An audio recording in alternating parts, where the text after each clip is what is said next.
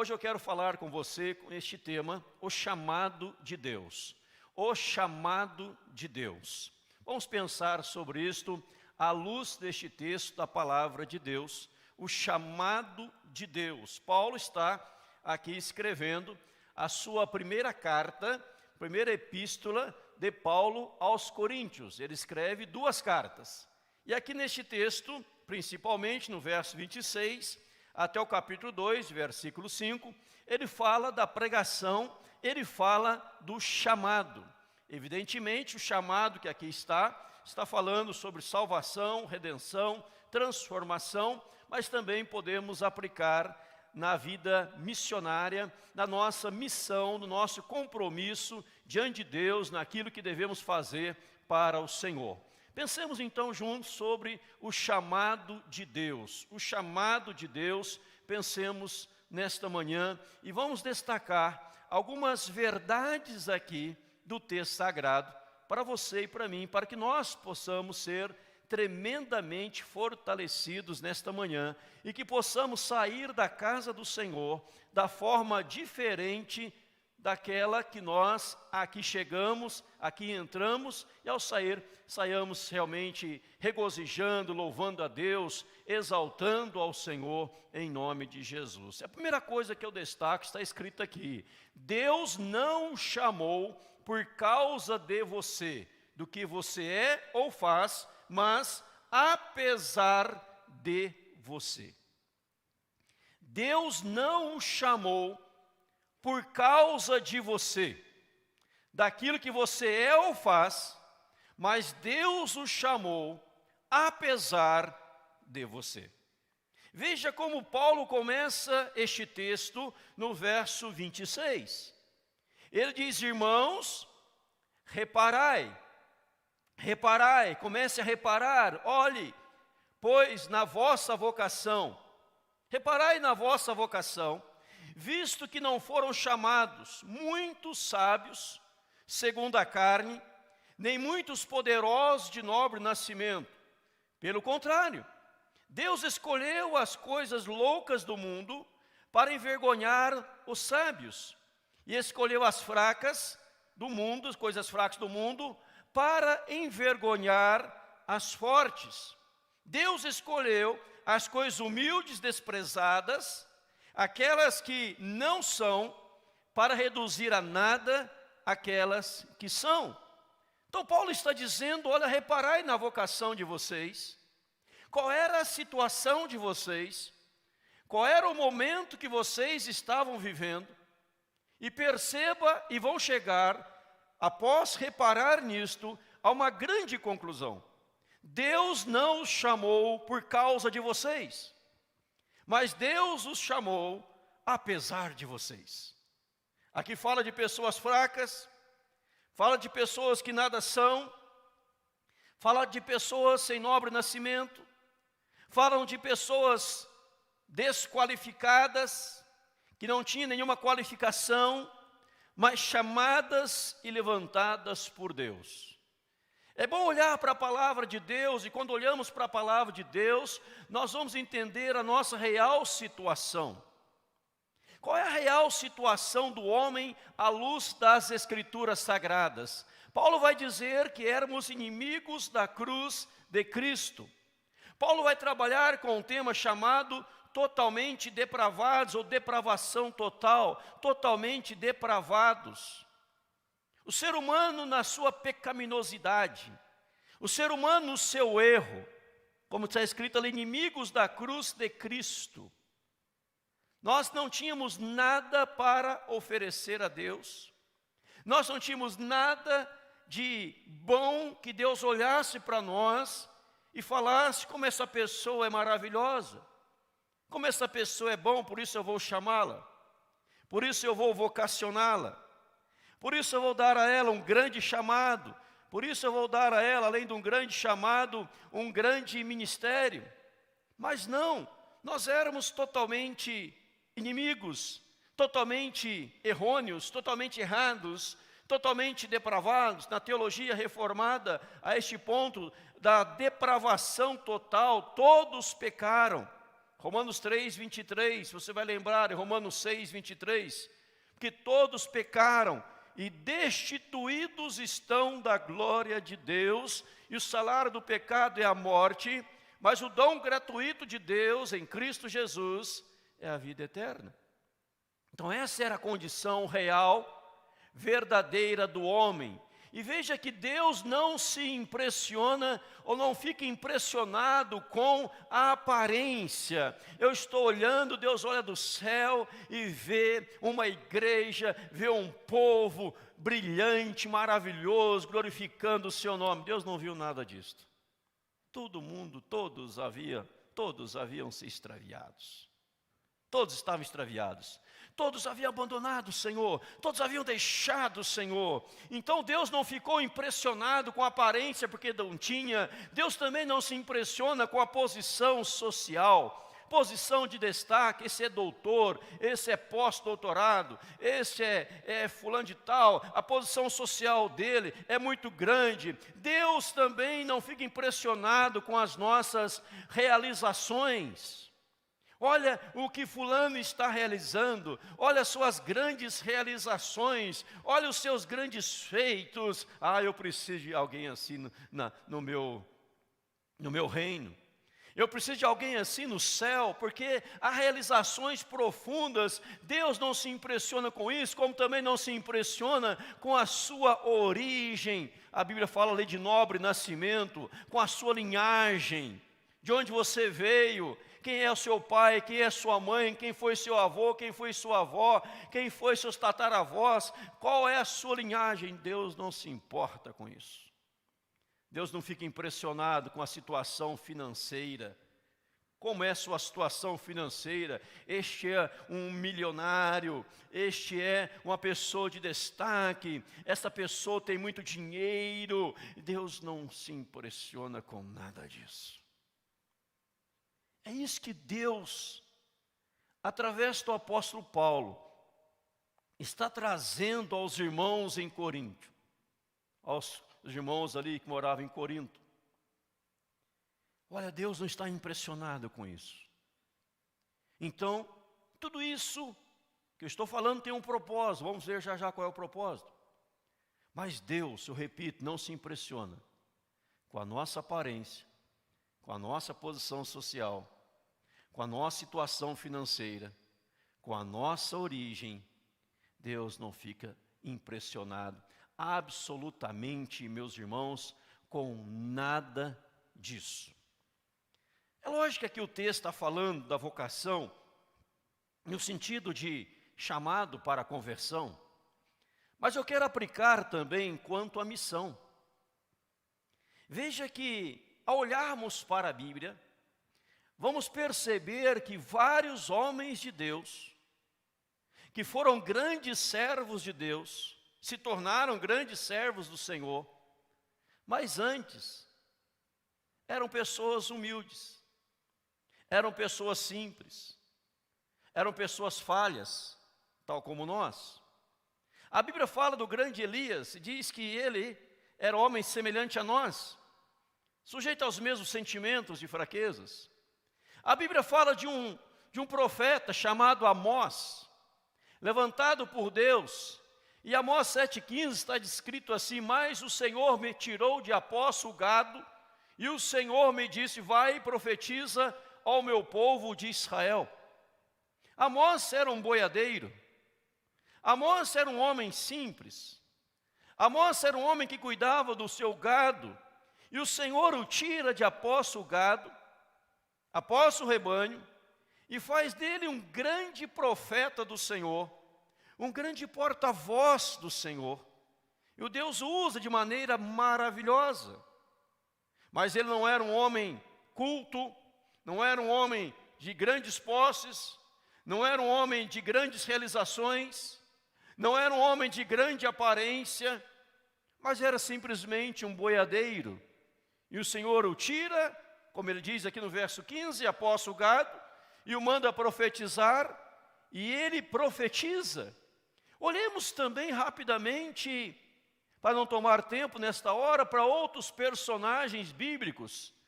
Rapidamente eu cito para você aqui, Jacó era trapaceiro. Ele tentou enganar o seu irmão Esaú e o enganou.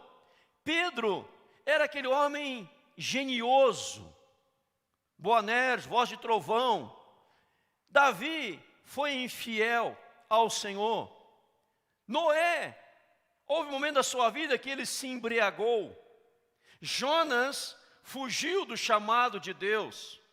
Paulo era um assassino. Antes da sua conversão, evidentemente, ele era um assassino, perseguidor da igreja. Gideão era inseguro. Marta, uma mulher angustiada.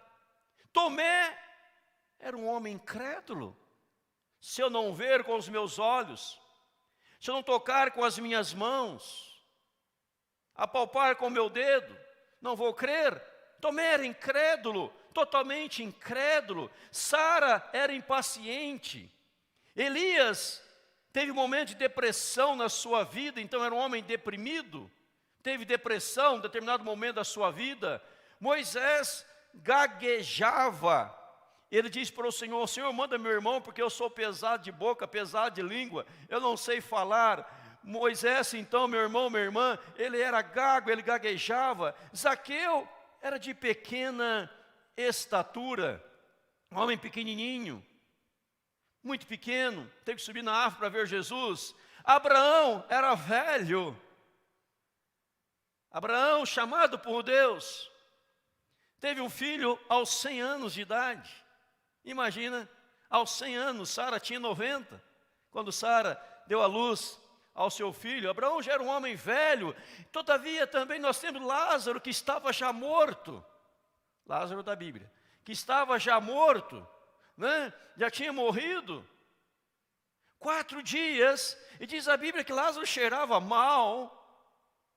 Então, quanto à missão, nós olhamos para o texto sagrado e vemos e percebemos quais eram as virtudes destes homens, quais eram os pontos positivos deles, qual era a qualificação deles. Certamente, muitos iriam dizer: estes homens são desqualificados para a missão, eles são desqualificados para o chamado de Deus. Como que Deus pode usar alguém em momento de depressão, de incredulidade, de insegurança, um fujão, um infiel, um que se embriaga, um angustiado, um impaciente, um gago, um morto, um pequenininho ou um grandão? Veja que Deus está dizendo, o que o texto está ensinando. Eu estou usando essas figuras bíblicas para reafirmar o que eu estou falando. Deus não o chamou por causa de você, Deus o chamou apesar de você. Porque se Deus fosse olhar para as nossas qualidades, como se Deus fosse olhar para a qualidade destes homens aqui no painel, ninguém seria chamado. Ninguém seria chamado. Mas o que o texto está ensinando? O que o texto quer trazer? O que o Senhor está ministrando à igreja em Corinto? O que o Senhor está ministrando a este povo? Deus está ensinando este povo de forma tremenda e maravilhosa, que é a graça de Deus e nada mais. É a graça e nada mais. É a graça do Senhor. Então era para a igreja, reconhecendo esta verdade, os irmãos de Corinto reconhecendo essa grandiosidade revelada, chegasse à seguinte conclusão: nós somos chamados por causa da graça de Deus. Nós estamos no serviço de Deus por causa da sua graça, porque nós não éramos qualificados para isto, mas a graça de Deus nos alcançou. Foi a graça que tirou um boiadeiro e o fez profeta. Foi a graça que pegou um homem gago e o fez libertador do povo do Egito. Foi o homem que pegou o infiel e o transformou e o fez amigo de Deus, homem segundo o coração de Deus. Foi a graça que pegou uma pessoa idosa, velhinha, velha já, como Abraão, e fez dele o pai da fé. Foi a graça que pegou Elias, tomado de depressão no momento da vida, e o restaura e o usa poderosamente. É a graça de Deus que pega um fujão, traz de volta a sua missão e o faz cumprir com o seu chamado. É a graça de Deus. Não é a tua e a minha habilidade, não é o teu e o meu poder, mas é a graça de Deus sobre nós, em nome do Senhor Jesus. A graça é o favor imerecido de Deus, algo que nós não merecemos, mas Deus nos dá gratuitamente. Favor imerecido de Deus. É o sábio? Será que é o poderoso? Será que é o de nobre nascimento? É o que o texto está dizendo: reparai na vossa vocação, não foram chamados muitos sábios segundo a carne, nem muitos poderosos de nobre nascimento. Pelo contrário, abrindo aqui um parênteses, quando o verso 26 fala, não foram chamados muitos, não quer dizer que não foi chamado também sábios. E também pessoas de nobre nascimento. Pessoas de nobre nascimento foram chamadas também. Sábios também foram chamados. O grande apóstolo Paulo era muito culto. Falava vários idiomas. Paulo só perdia o doutor Alberto, né? Mas os demais ele ganhava todos. Era um homem muito culto, muito sábio. Mas pegamos Pedro e João. Pedro e João, diz a Bíblia, que eram homens incultos e iletrados, mas cheios do poder de Deus. Vai entendendo, você vai perceber aonde vamos chegar já já. Eram homens incultos e iletrados, sem letras, ignorantes, apedeutas, não tinham conhecimento, mas tinham o poder de Deus. O que o texto está ensinando? Que a sabedoria, Deus escolheu as coisas loucas do mundo para envergonhar os sábios, os desprezados para envergonhar os poderosos, os que nada são para envergonhar os de nobre nascimento, para que estes se reconhecessem. Por mais que eu seja sábio, por mais que eu tenha poder, por mais que eu venha de uma linhagem de sangue azul, esse sistema do mundo, esse sistema criado pelo mundo, humano, não de mundano, mas de humano, esse sistema não tem poder nenhum, não beneficia em nada na minha vida espiritual, porque a minha vida espiritual, meu chamado depende da graça de Deus, em nome de Jesus. Amém, irmãos? É a graça do Senhor. Olha a Bíblia, 1 Coríntios 15:10, Paulo fala: mas pela graça de Deus sou o que sou, e a sua graça que me foi concedida não se tornou vã. Antes trabalhei muito mais do que eles, todavia não eu, mas a graça de Deus comigo. Paulo fala que ele havia trabalhado muito mais, mas muito mais do que todos os outros, mas ele diz: olha, o que estava sobre mim é a graça de Deus, a graça que me foi concedida, a graça que não se tornou vã, a graça que me fez trabalhar, a graça que eu fiz muito mais, mas não sou eu, é a graça de Deus. A Bíblia nos ensina, meus irmãos, este poder da graça maravilhosa de Deus e como necessitamos dessa bendita graça. Por isso, busque mais a Deus, leia mais a palavra, ore mais ao Senhor, revista-se do poder do alto. Nós precisamos da graça de Deus sobre nós, em nome de Jesus. Não é a nossa capacidade intelectual, É a graça de Deus. É o poder de Deus. É a unção de Deus. Então Paulo está trabalhando com esta igreja, dizendo: irmãos e irmãs, entendam o princípio da graça, entendam isto, porque vocês não podem querer buscar unção e poder nas coisas humanas, mas na graça de Deus, em nome de Jesus.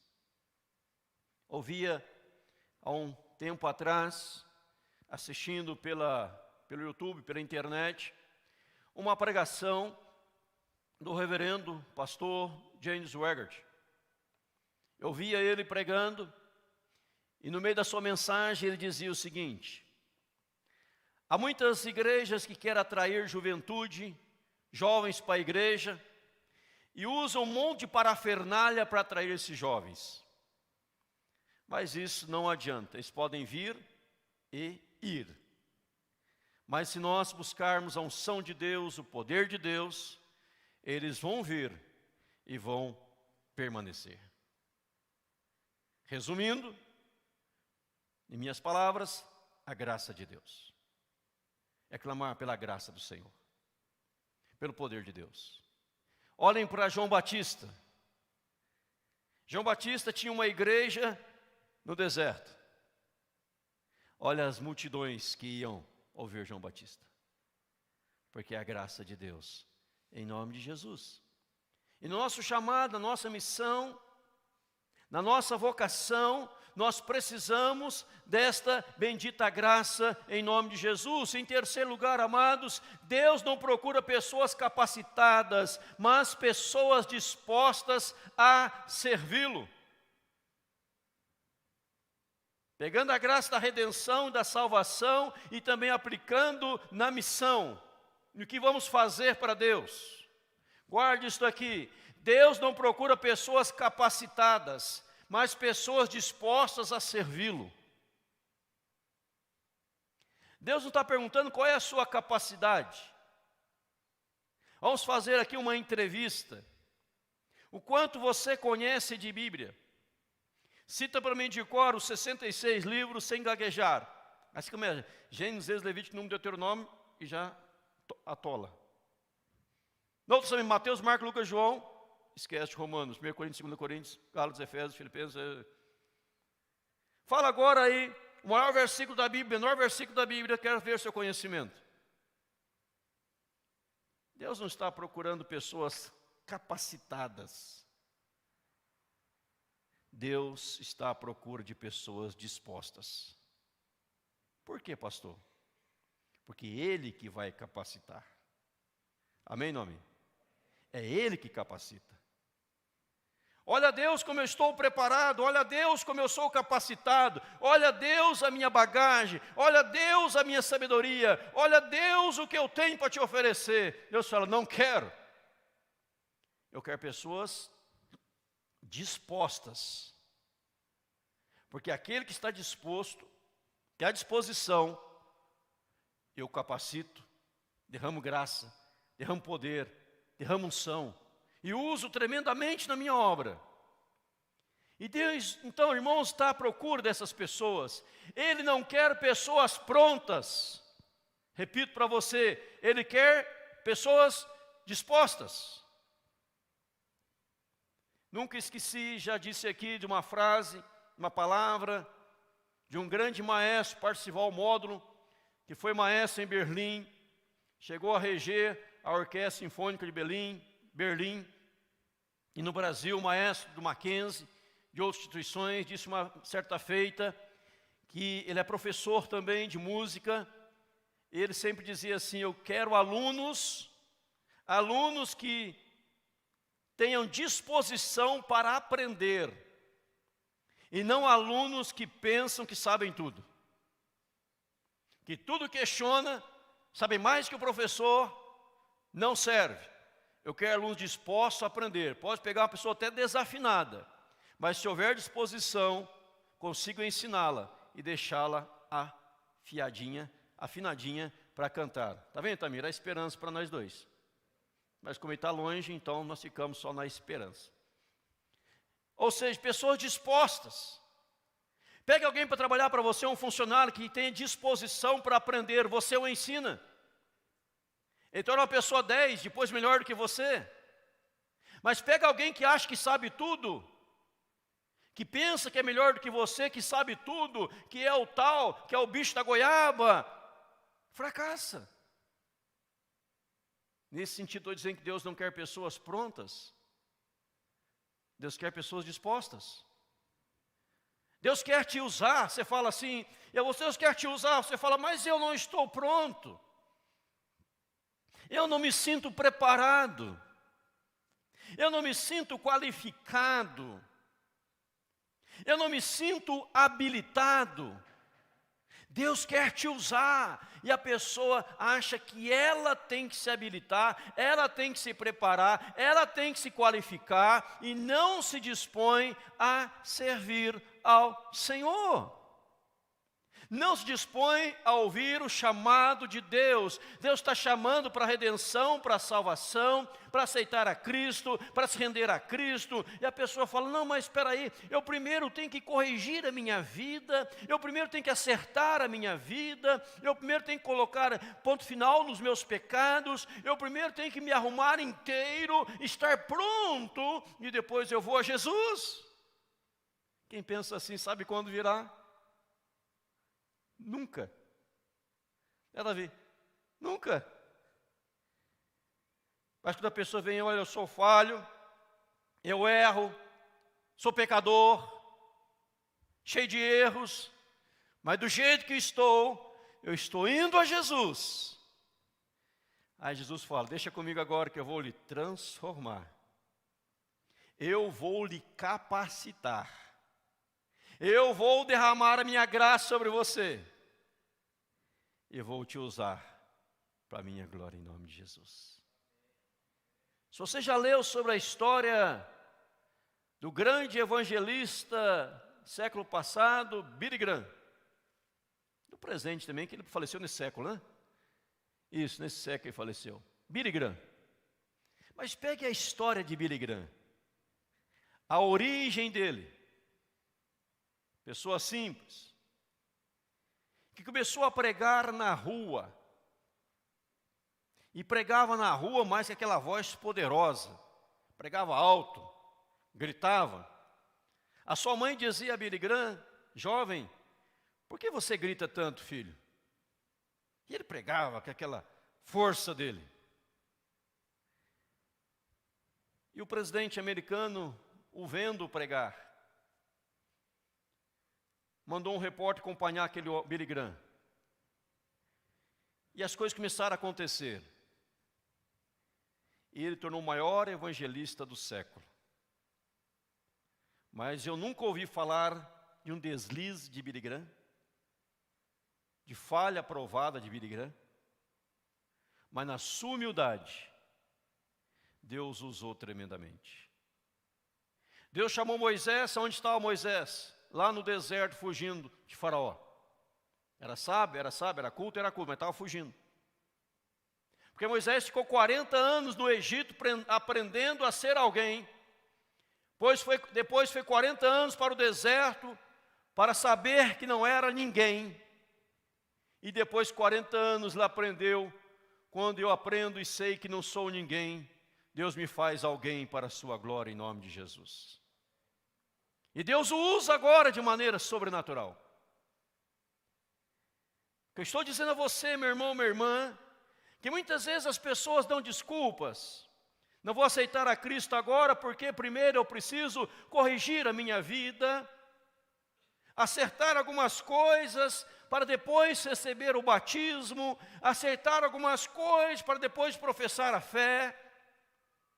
Eu preciso conhecer mais da Bíblia, então para batizar eu preciso saber de Gênesis ao Apocalipse de cor, eu preciso saber o Saltério de cor, eu preciso saber a teologia reformada toda, um compêndio teológico, ler Lois Berkhoff inteiro, compêndio de teologia, ler Calvino, as Institutas de Calvino, os seus 5 livros, para depois então professar a minha fé.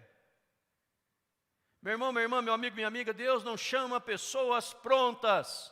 Ele não quer pessoas prontas, Ele quer pessoas dispostas. Ah, Deus quer te servir na obra, no chamado para a obra, um líder de célula, um servo de Deus trabalhando na igreja, um evangelista evangelizando e pregando, mas eu não sei, eu não tenho esse preparo, eu preciso me preparar. Deixa o Senhor te preparar. Deixa o Senhor lhe qualificar. Um homem, certa feita, fora convidado para pregar num grande evento. Aquele evento era muito, muito, muito importante. E muitos pastores também estariam presentes, e o convidado a pregar não era nem pastor. E os pastores ficaram preocupados. Quem vai pregar não é pastor, não tem formação, mas ele é o pregador da noite. Começaram a orar por ele, interceder por ele. No dia da pregação foi algo assim, sobrenatural, fenomenal. E um dos pastores perguntaram para aquele pregador da noite, como que o senhor conseguiu pregar um sermão tão maravilhoso? O senhor não tem estudo, o senhor não é pastor, não é teólogo. Ele diz, desde o dia que fui convidado para pregar, eu dobrei os meus joelhos e passo horas e horas orando ao Senhor, pedindo pela sua graça que Ele me usasse neste evento. Por isso Deus me usou para a glória dele. Não é a capacidade, não é a habilidade. Ninguém é melhor do que ninguém. Deus não tem filhos prediletos, Deus tem filhos. Deus usa a todos. Desde que haja em nós esta disposição. Senhor, o Senhor pode me usar. E saiba que Ele vai, olha o que Ele faz. O Espírito Santo de Deus nos capacitará. O Espírito Santo, é Ele que vai nos capacitar. É o Espírito Santo de Deus que nos capacita. Já citei aqui Charles Spurgeon. A igreja dele tinha uma escadaria, acho que era uns 12 degraus que ele subia para ficar na tribuna e pregava de cima, que eram 3 ou 5 galerias, para ficar na altura da galeria e vendo as pessoas embaixo. E a história conta que Charles Spurgeon, a cada degrau que ele subia, ele dizia, eu creio no Espírito Santo, eu creio no Espírito Santo, eu dependo do Espírito Santo. Ia subindo degrau após degrau. E quando pregava, o fogo de Deus descia e almas se convertiam. Porque quem nos capacita é o Espírito Santo de Deus, Ele nos capacitará. Agora, irmãos, qual é o propósito do chamado? Qual é o propósito de tudo isso? Veja que o propósito aqui é a glória de Deus. Veja o texto sagrado comigo. O versículo 29. A fim de que ninguém se vanglorie na presença de Deus. O propósito de eu saber e sabermos que Deus não nos chamou por causa de nós, mas apesar de nós, que é a graça de Deus e nada mais, é a graça do Senhor e nada mais sobre as nossas vidas, que Ele quer pessoas dispostas e não capacitadas. O propósito é a glória de Deus. A Bíblia vai nos ensinar, Efésios 2, 8 e 9, porque pela graça sois salvos mediante a fé, isso não vem de vós, é dom de Deus, não de obras para que ninguém se glorie. Deus não quer pessoas tomadas de vaidade, de vanglória, porque a glória pertence somente a Deus. E quando você reconhecer isso, você glorificar a Deus, Jeremias 9, 23, 24 diz assim, assim diz o Senhor, não se glorie o sábio na sua sabedoria, nem o forte na sua força, nem o rico nas suas riquezas, mas o que se gloriar, glorie-se nisto, em me conhecer e saber que eu sou o Senhor, e faço misericórdia, juízo e justiça na terra, porque dessas coisas me agrado, diz o Senhor. Aquele que gloriar, glorie-se no Senhor. Nossa glória é o Senhor. Então Paulo está dizendo, porque aqui em Corinto havia muitas pessoas vaidosas, havia muitas pessoas em Corinto que gostavam de vanglória, de aplausos, holofortes sobre elas, e Paulo está dizendo: reparai na vocação de vocês, irmãos, reparai na vocação, vocês não eram, e o Senhor os fez, porque a glória é dele. Senão a pessoa vai reconhecer: olha, também é minha força, é a minha capacidade, é o meu estudo, é o meu QI, é o meu intelecto, é a minha isso, aquilo. Não tem nada de você nem de mim, meu irmão. É a graça de Deus para que a glória seja tão somente de Deus em nome de Jesus. É o que o verso 31 vai dizer para nós: aquele que se glorie, glorie-se no Senhor. E 2 até 1 a 5 vai dizer, olha, Paulo fala aqui, 1 Coríntios 2, 1 a 5, eu vou ler de novo. Eu, irmãos, quando fui ter convosco, anunciando o testemunho de Deus, não o fiz com ostentação de linguagem ou de sabedoria, porque decidi nada saber entre vós, senão Jesus Cristo, e este crucificado. Foi em fraqueza, temor, grande temor, que eu estive entre vocês. A minha palavra, a minha pregação não consistiram em linguagem persuasiva, de sabedoria, temor, linguagem persuasiva de sabedoria, mas em demonstração do Espírito de poder, para que a vossa fé não se apoiasse em sabedoria humana, e sim no poder de Deus. Paulo está dizendo aqui, Paulo era um homem muito culto, Paulo é um homem muito sábio. Paulo foi educado aos pés de Gamaliel. Paulo sabia a lei de cor, mas ele disse: eu não preguei, a minha pregação, verso 4, capítulo 2, não consistia em linguagem persuasiva de sabedoria. Eu não quero persuadi-los com a minha sabedoria, eu não quero persuadi-los com a minha oratória, eu não quero usar palavras, ostentação de linguagem ou de sabedoria, mas demonstração do Espírito Santo e de poder de Deus, para que a sua fé não se apoie na sabedoria humana, mas sim no poder de Deus. Eu fico imaginando Paulo aqui, ele podia chegar lá em Corinto e falar em outros idiomas, sem necessidade, evidente, como aqueles pregadores que vão pregar e começam a citar o hebraico. Porque no hebraico diz assim, em Gênesis 1:1, aí cita o hebraico. Davi foi teólogo, sabe que é lá que está escrito em hebraico, né? Já esqueceu, eu também. Aí vai citar João 3,16, cita em grego. E não tem no auditório ninguém que sabe grego, ninguém sabe hebraico. Os pregadores que citam isso eu acho desnecessário. Parece que a pessoa quer demonstrar que sabe. Como aquele seminarista recém-formado, acaba de sair do seminário, ele vai pregar numa zona rural. Anda 20 quilômetros de chão batido, terra, poeira, e chega numa igrejinha rural, bem humildezinha, chão batido. Ele vai de terno de linho, gravata italiana emprestado do Adriano, e chega lá: irmãos, vim pregar para vocês nessa noite, tem um tema que vocês vão amar. Meu tema nesta noite, na zona rural, 20 km de chão batido, polvo de chinela havaiana, botina, roupa suja, vindo do sítio, do trabalho. E o tema da mensagem de hoje para vocês é o seguinte: as provas metafísicas e epistemológicas da existência de Deus. Você entendeu? Nem eu. Imagina o povo lá. Ninguém entendeu nada. Vai dizer: como prega bem? Como sabe falar bonito?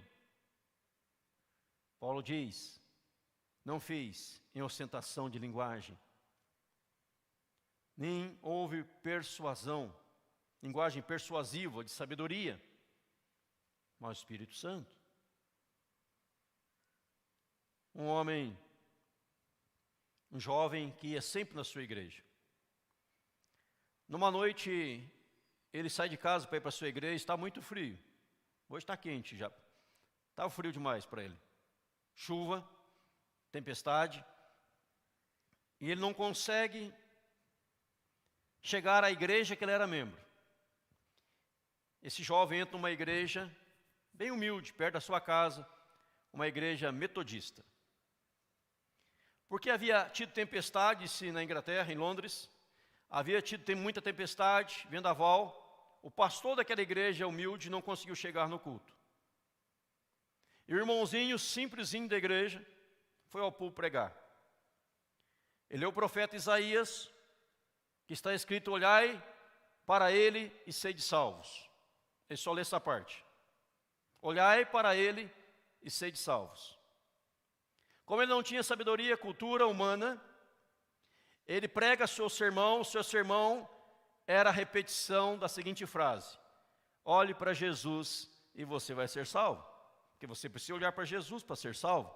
Sabe o que você tem que fazer? Olha para Jesus para ser salvo. Olhe para Jesus para ser salvo. Só ficava nisso. Parece que diz que enroscou ali a agulha. Ele olha para um jovem sentado, pouquíssimas pessoas, e olha para aquele jovem e diz: jovem, eu vejo você, eu vejo que tu estás um pouco deprimido. Olha para Jesus, hoje você vai ser salvo. Olha para Jesus, será salvo. Está em Isaías. Aquele jovem naquela noite, ouvindo essa mensagem de uma frase só, ele olhou para Jesus e foi salvo. Essa é a história do grande pregador Charles Spurgeon. Foi ali que ele se converteu e tornou o príncipe dos pregadores em toda a Inglaterra. Não tinha uma linguagem persuasiva, não tinha uma linguagem refinada, maravilhosa, requintada, melhor dizendo, mas tinha a unção de Deus. Não é a sua capacidade, não é a minha oratória, mas é o poder de Deus, derramado abundantemente sobre nós, em nome de Jesus. Agora, irmãos, eu queria destacar algumas coisas importantes aqui para nós. Primeiro, faça bem feito. Vou colocar, depois eu comento. Dê o seu melhor, dedicação e consagração. E o tema: se é para a glória de Deus. Se é para a glória de Deus, essas três coisas têm que fazer parte. Primeiro, tem que ser feito e bem feito. Faça bem feito. Já viu aquelas pessoas: olha, eu vou cantar, não sei cantar, mas é para a glória do Senhor. E canta que nem uma taquara rachada. E é para a glória de Deus. Pode estudar música, pode se aperfeiçoar. Deus te chamou, não por causa de você, mas apesar de você. Mas após chamado, disposição para aprender e melhorar. Amém, não amém? E vamos fazer bem feito. Não é porque é para a glória de Deus que eu vou fazer de qualquer jeito. Dê o seu melhor. Nós queremos fazer o melhor para Deus. E isso envolve dedicação, isso envolve consagração. Aquilo que eu estou fazendo, aquilo que estamos fazendo, será que realmente é para a glória de Deus? Quem quer a glória de Deus usará essas três palavras que estão no painel. Se é para a glória de Deus, vão usar essas três palavras, vão viver essas três verdades, que é para a glória do Senhor nosso Deus. E a pessoa jamais vai buscar o que muitos buscam lá fora, que é reconhecimento pelo que está fazendo. Se é para a glória de Deus, não precisamos ser reconhecidos. Está sendo feito, bem feito, dando o melhor, com dedicação e consagração. Tem dedicação, tem consagração, ninguém precisa reconhecer. Eu já brinquei aqui dizendo que lugar de reconhecimento chama IML, onde as pessoas são reconhecidas porque já estão mortas. E aonde o sol da justiça brilha, as estrelas desaparecem. O que Paulo está ensinando a esta igreja em Corinto, se você ler todo o livro, ou as 2 epístolas de Paulo aos Coríntios, verá e perceberá, há de perceber, quantas vezes nas cartas Paulo fala de vanglória, pessoas que se exaltam. E já no começo da primeira epístola, ele está dizendo: irmãos, separai na vossa vocação. Não tinha nada em você que fizesse com que Deus tivesse a obrigação em lhe chamar. Ele te chamou apesar de você. Isso foi tão somente a graça dele. Então perceba que você não estava preparado, não estava qualificado, e ele te preparou e te qualificou, para que você saiba que a glória é dele. Porque você nunca chegaria onde você chegou, se não fosse a mão dele. Você não seria salvo hoje, lavado pelo sangue do Cordeiro, certeza da vida eterna, certeza da salvação, se não fosse a graça dele, em Cristo Jesus, lá na cruz do Calvário. Por isso a igreja, ela tem que viver tão somente para a glória de Deus, em nome de Jesus. Tudo quanto fizerdes, a Bíblia diz, devemos fazer de todo o coração e para a glória de Deus. Você veio aqui nesta manhã para a glória de Deus. Amém. Nós estamos ministrando para a glória de Deus. Cantando, louvando, tocando para a glória de Deus. Quando você for almoçar, almoce para a glória de Deus. Pastor, o que é almoçar? Como assim almoçar para a glória de Deus? Agradeça pelo que está na mesa e não reclame. Tem muitos que nem aquilo têm. Para a glória de Deus nós vamos receber esse alimento. Está viajando? Viaje para a glória de Deus. E você vai fugir do pecado, das tentações, porque você está vivendo para a glória de Deus. E se Deus te chama para uma missão, não diga, eu não estou preparado. Diga, Senhor, o Senhor quer me usar? Eis-me aqui. Capacita-me. Deus não chama os mais capazes, mas capacita os chamados. Creia em Deus. Deixe a graça dele ser derramada abundantemente sobre a sua vida, em nome de Jesus.